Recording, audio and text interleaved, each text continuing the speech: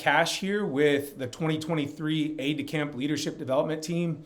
And we're here presenting today on Romancing Your Customers, a book by Don Williams.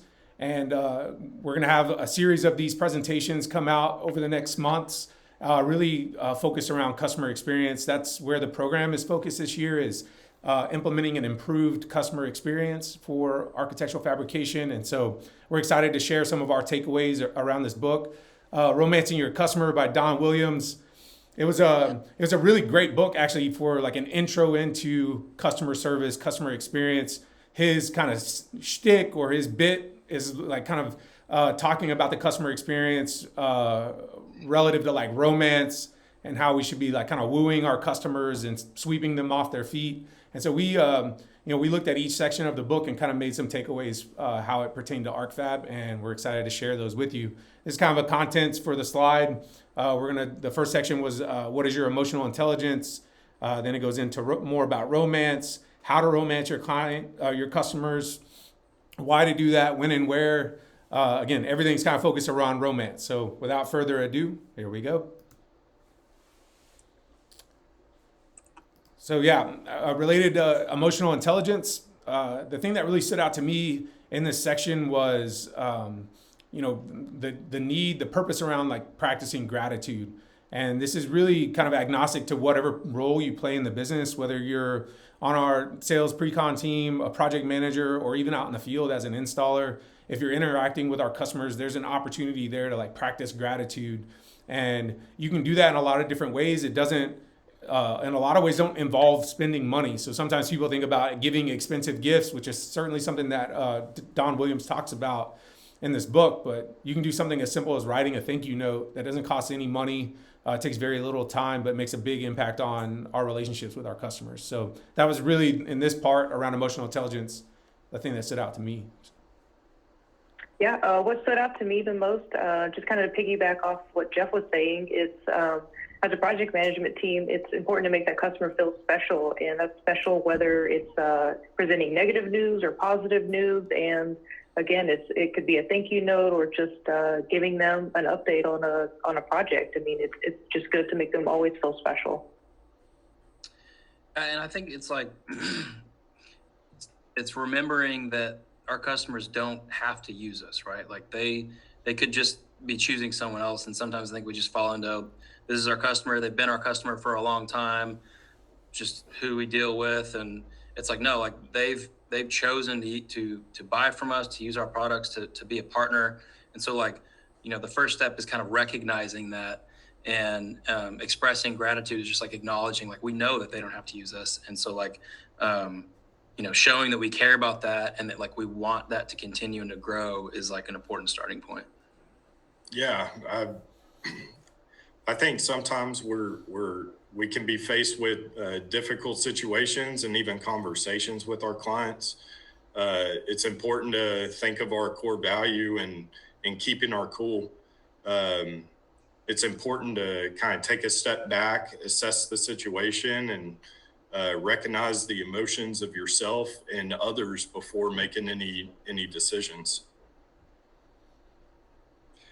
Yeah, I think what Ken was saying, like understanding how your own feelings is the first step in how we romance our customers, and making them feel valued. And so, like Don said in the book, romance equals dollars. So not only are you building that relationship with respect and honor, but you're also like making money doing it. So it works on both ends. And also, I think it's important to note, I think this applies to our internal customers too, like, because I think we focus a lot on external customers for a good reason, but a lot of us may not interact with our external customers every day. So I think this can also apply to how you interact with other departments and the people you work with every day. So.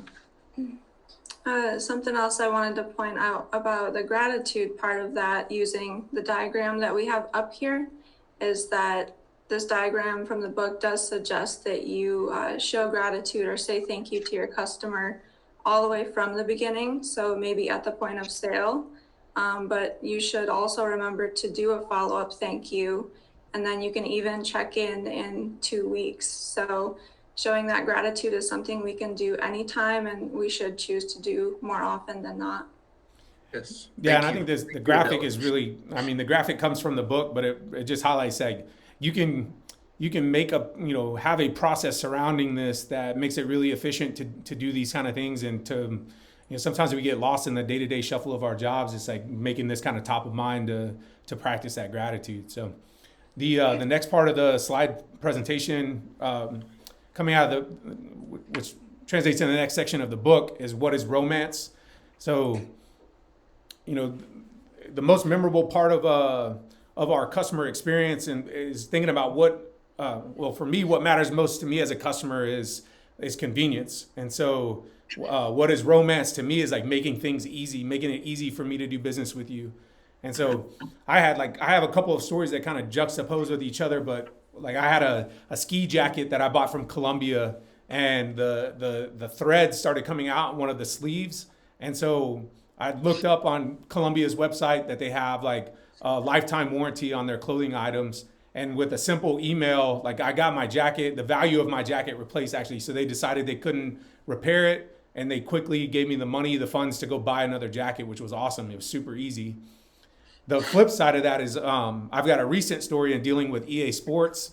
My kids got a PlayStation 5 for Christmas, and we could not get our PlayStation account to link with our EA Sports account, and the customer support emails went to like a group inbox for some like outsourced like offshore call center, and it took like 24 hours at least to get a response from people, and every single time I had to like re-explain what the problem was, and got no solutions. It took like a month and a half for them to just like finally delete the link to my account. And it's like took 30 seconds to solve the problem, but it took a month's worth of email exchanges on a daily basis to get it solved. So just really different stories in terms of like customer experience and what our customers are dealing with. So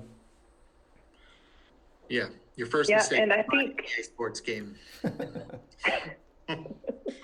I think with ArcFab too, we're such a good community, a good group that we're all willing to help in no matter situation. If somebody else on the project management team is having an issue, somebody else is willing to jump in and be able to provide that customer an answer or find a solution, or just get at whatever they're needing to try to help meet their needs. And I mean, kind of like the slideshow says, if you want to know, just ask. We need to ask the customer what they want from us, and so we can try to provide the best customer experience that they're looking for.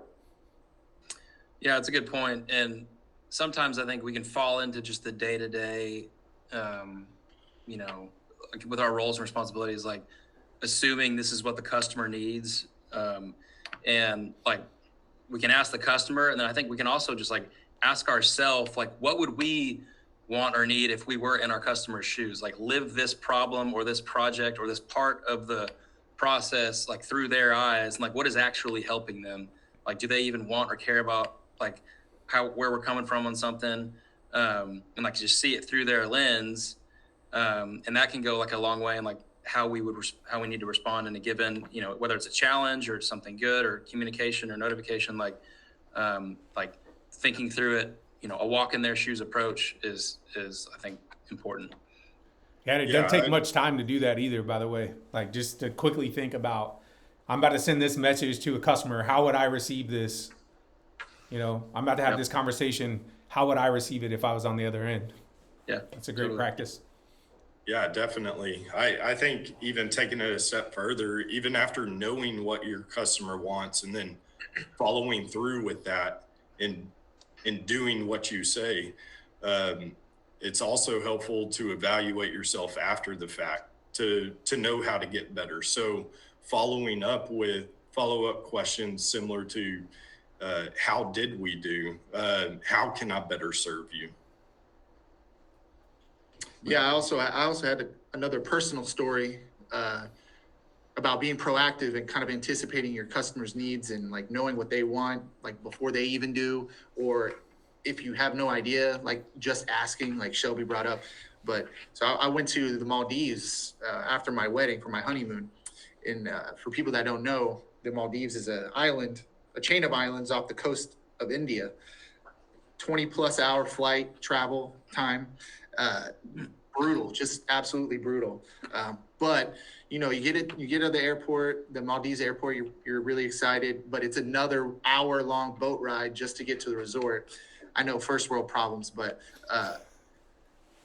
you're just demolished after that. You're just tired. But the first thing that the concierge says to you when you step off the boat onto the dock is, do you guys want to set up your complimentary spa day? Like, do you want to schedule that for this afternoon or whatever? It's like they knew exactly what we wanted to hear, like when we wanted to hear it and what we needed. So I just think that was probably the biggest thing that came to my mind when I think about romancing your customer that I've dealt with personally. So yeah. So we're all talking about just ask the customer or try to think about what they might want before they even know what they want. And I think the book makes it really clear that it's important to be vulnerable enough to ask those questions to the customer. But I also wanted us to remember that our customers' needs might evolve over time. So by asking for their feedback periodically and making it a point to do that, we're able to keep our core value of improving and learning today, because we'll be continuously improving how we serve that customer, instead of treating them maybe how they needed to be treated 5 years ago, when their business might be in a very different place today. Yeah, absolutely.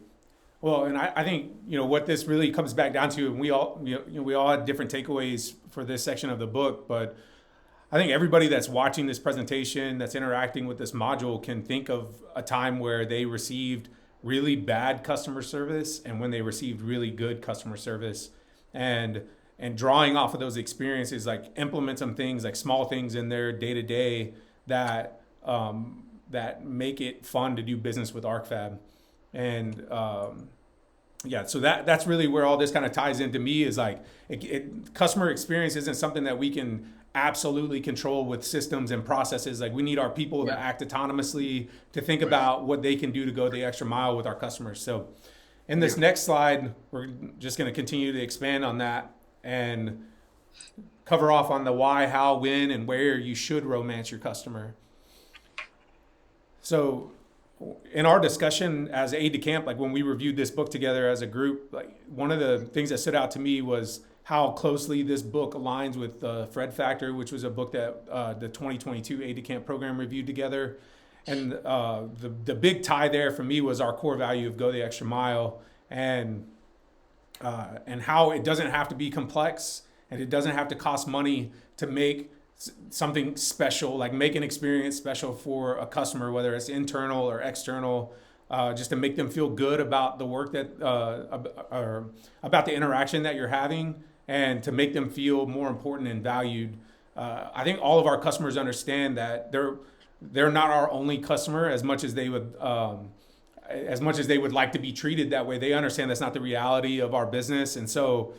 But how can we deliver a unique experience every time we interact with each of our customers? I think that's kind of the overarching goal: make them feel more valued. And I think that starts with just evaluating what our investment is into this customer. Like, how much do we really care?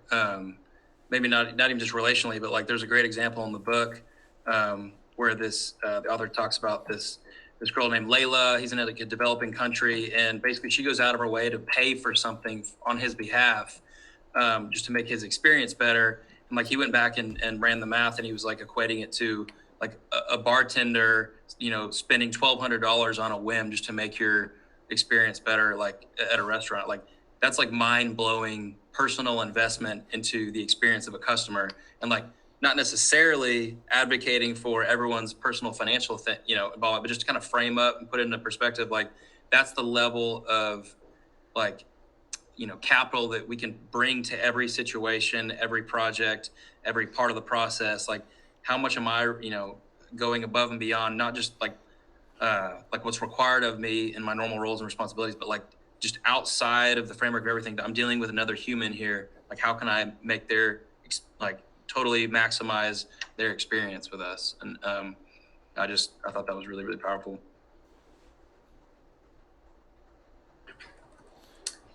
Yeah, I think that's all very true.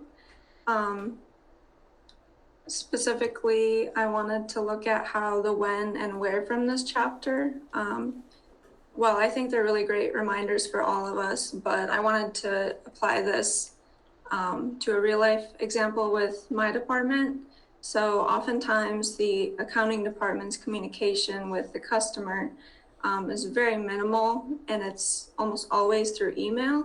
So it's very easy to feel like our relationship is lacking with our customer's accounting department. Now, of course, we have that choice to pick up the phone and add that human element to our communication with them, so that hopefully they'll remember us for that because we chose to have a personal interaction with them. And then in addition to that, there's not necessarily a right time to do this. Like in my department's process, I would just say anytime, any point, whatever can make us stand out to that customer. That'll really go a long way in allowing them to remember us and think of us later down the road for our effort. Yeah, definitely. What stood out to me was the how part, and a lot of that's being vulnerable. And Adela, you touched on this last slide, being vulnerable. One of the quotes that Dawn uses is, "Romance is courageous. Courage is the result of daring to be vulnerable." And I like that quote, so I wanted to bring it into this video. But I know that at times, like, I personally may struggle with being vulnerable, and a good way to break the ice to that is to just be polite and minding your manners, by saying please and thank you. And you can't say those two, like, there's not a limit to how many times you can say please and thank you, but that was my big takeaway. Yeah, for these chapters, my big thing, what got me really thinking was, like, how can I contribute to our customers' spa day, or whatever you want to call it? Like, how can I contribute to making our customer feel valued and special in that way? So what I was thinking about was how we really detail out our quotes, how we have detailed takeoffs that reference our quotes, so the customer, like, knows exactly what price refers to what product. And I think we recently just got some feedback that like one of our quotes was one of the best quotes this customer's ever seen, and that kind of shows me, like, the strides that we've made trying to make, like, trying to be as good as possible, as clear as possible, has really, like, made a difference in how our customers, like, feel about us. So yeah. Yeah, my biggest takeaway would have to be the why. I think it all kind of starts with the why. Why are customers choosing us? Why are they coming to us for specialty projects whenever there's a whole ton of other people? So I think the why, like I said, is the most important. Because why? Because we provide the best customer experience, or one of the best customer experience. And why is because we can provide these specialty projects, and we can just go above and beyond their expectations, and we always strive to do that. So I think that's one of the reasons why specifically the customers come back to us, because we give them all of these great experiences with us. Yeah, agree. I mean, I think you guys all made good points, and this slide kind of frames it up very simply around the why, how, when, and where. But this is a job that's never done. So as much as many strides as we've taken towards, like, improving this, like, our work's never really done here. There's always more that we can do. There's always more places where we can add value, and so a big part of that, is that generally and broadly is the reason why we're focused on it this year. Is like we think that we can take a hard look at all of our end-to-end process and really add value in certain areas across the project lifecycle to make a bigger impact on our customers. So The next slide is all about romance, continuing with that. And to me, like the group, we ended up making the connection, and he does this later on in the book also, but just like making the connection to the love languages. And to me, is the highlight there is every person's different. They like different things, and so we kind of have to figure out like what makes each individual tick, because within the external customer, there's members of the pre-con team that want different things, need different things, and there's the ops folks that are completely different and need different things. So it's so much of our lives are about having the right perspective on things. So you could see this as like a really immense task, or you could see it as kind of like a fun game and challenging yourself to try to figure out like what makes each individual customer, whether it's internal or external, what makes them happy, what makes them feel valued, what makes them tick. So that's my big takeaway from this slide. And Shelby, you had like connection to the love language part also, right? Yeah. So this is kind of like the love languages. In your personal relationship, it gets brought over into business. So I mean, all customers are different and they all like different things. So I mean, like Jeff said in one of the first slides, that could be us bringing coffee, sending them a thank you card, or just reaching out and just saying, thank you for doing business with us. We really appreciate it. And all around, I think we had a good time working together. And honestly, nothing makes you feel more special than when someone understands you and truly knows like what you want. So. Yeah. And like just riffing off of like what Shelby's saying, like not every customer is the same, because no two humans are the same. And like you're interfacing with other people, whether it is across departments internally, like Nick was pointing out earlier, or like, just with our customers externally, like everyone has a different style of relating. In the previous chapter, I thought about advocating for, what if we always called the customer first? That like seems like just like a great practice, we could start doing to enhance our customer experience, or we always responded within 12 hours to an email. Like those are generally good things, but I can think of customers right now that like, they do not want me to call them in the same cadence that I would call somebody else. They want things filtered through a specific platform in a specific way. And like, borrowing from the language of this book, like that's how they would feel wooed and loved, though they would never put it in those terms. Like that's how they feel appreciated and honored by us as a customer. Is like, we just do what they say or what they ask, and we're easy to deal with, we're accessible. And so like some customers like maybe need to be visited often and called and getting face-to-face, settings, but others like they just want you to kind of like know their style for communicating. And so the degree to which we know and understand like what each customer needs is like a reflection of how much we value them and we know them and how invested we've been in them, just like any personal relationship. Yeah, so to give another real life example related to that, within the accounting department, we try to be familiar with our customers based on their wants and needs. So some customers, for example, have really strict standards on how we have to process their paperwork. And we have to take that into account every time that we interact with them, whether it's referencing their job number on our documents or using the right ink color in our signatures. Sometimes it's really that specific.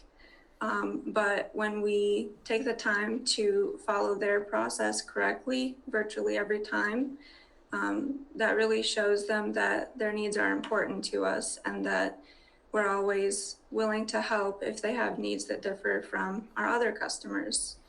And the author in his book likes to mention the wow factor, what makes us unique and memorable to the customer. I think that knowing what our customers need and giving them that can allow us to create that wow factor. Yeah, I think sometimes we don't always know the style of romance we need to provide our customer. And I think one of the best ways to find that out is, to listen to what they're wanting. You know, by just listening to your customers' wants, you can find out quickly how they want to be treated or romanced. And sometimes, just referencing back to the other slides, it's never a problem just to ask and be vulnerable and ask. That's the point that I wanted to drive in. I think all y'all have had great points on this, really covered a lot of what I was going to speak about. Awesome. Well, moving on to the final slide, and we got kind of a funny video that corresponds with it. But yeah, on this slide, you know, romancing and personal relationships, Don makes the point that people who have good relationships at home are more effective in the marketplace. There were some other quotes that we had some debate and discussion around in terms of who you are at home is who you are at work or something like that. But my big takeaway to this, and it's something that really is a personal theme for me, is like trying to bring order to chaos. So that's what this graphic is at the bottom of the slide is, you know, the more that we can get ourselves and our house and our belongings in order, the better we function as human beings. And so by creating and by getting ourselves to kind of like a perch where there's enough order, it allows us to really exercise our creativity, our problem solving ability. And so like looking for opportunities to create order wherever possible. Yeah, so I'll touch in again on the vulnerability that has come up several times in the slide, but it's also come up several times in this book. It's important to be vulnerable with your client, and like I keep saying, whether it's like a positive interaction or a negative interaction, it's good to be vulnerable and show the client that you truly do care about your job and the product that you're providing them. And for us, it's a little hard. In our day-to-day, we get lost in emailing or texting our clients, you know, communication like that. But communication in person is always the best. That way you're able to kind of get a feel about their body language or their facial expressions, things like that.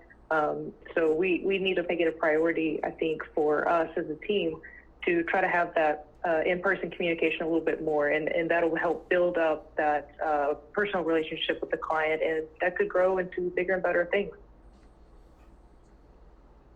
Yeah, this part was familiar to me of like a growing sort of popular trend and culture of like Stoic philosophy, and there's some great books around it and leadership stuff that are really, really valuable.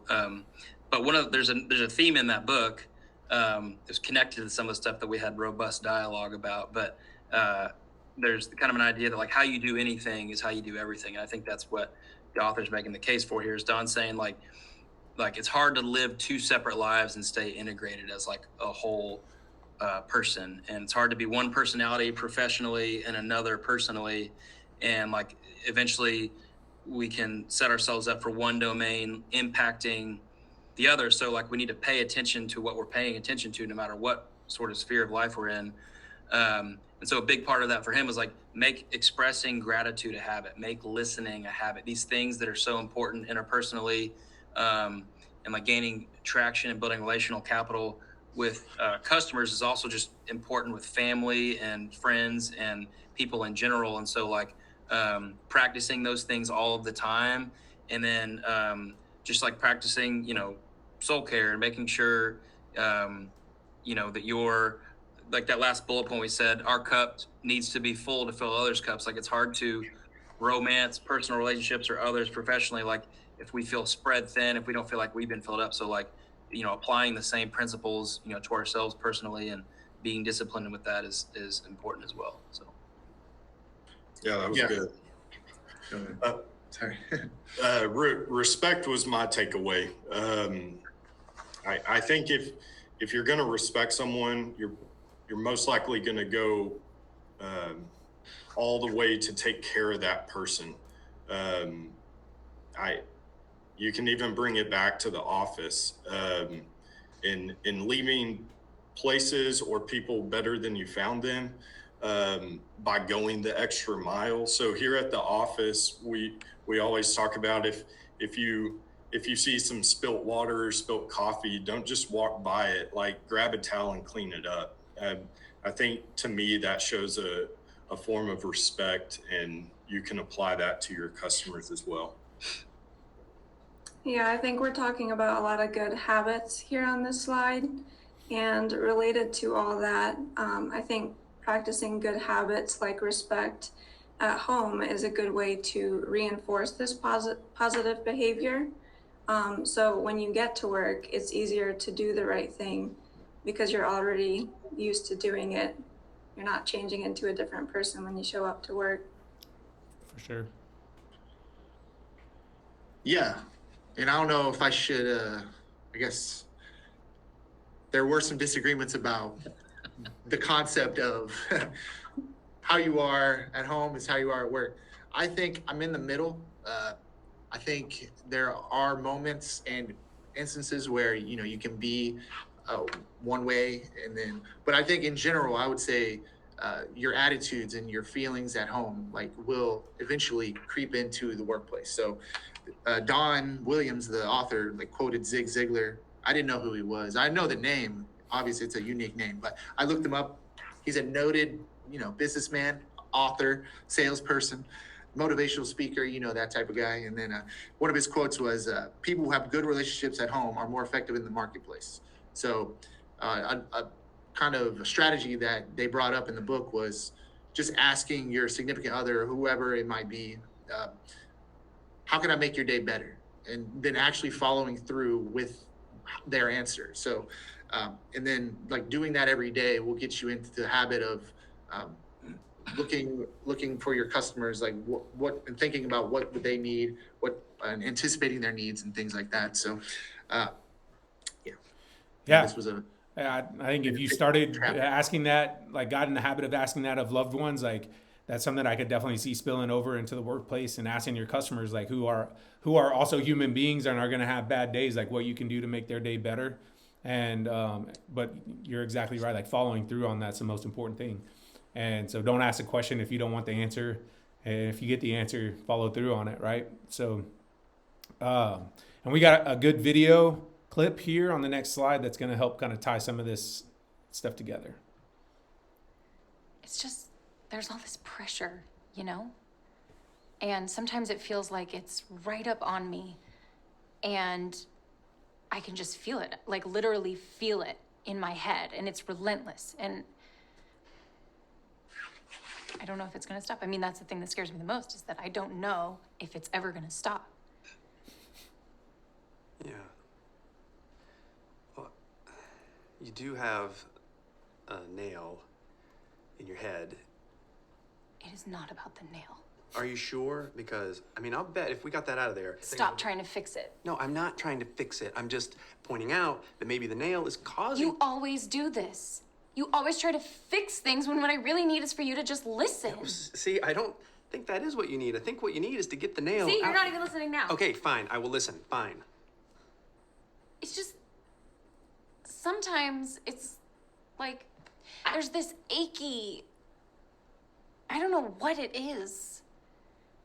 And I'm not sleeping very well at all. And all my sweaters are snagged. All of them. That sounds really hard. It is. Thank you. Ow! Oh, come on. Ow. If you would just... Don't...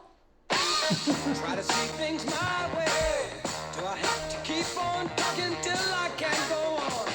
We can work it All right. out. Well, it's a great song. That pretty much wraps up our presentation here today. Sometimes it's not the nail, all right? It's just somebody needs to be heard and listened to. So don't always focus on the nail. Just take the opportunity to listen. And while you're listening, don't forget to rate this module after you complete the assessment questions at the end. Thank you so much for tuning in to Aide de Camp, review of Romancing Your Customer. Have a good evening.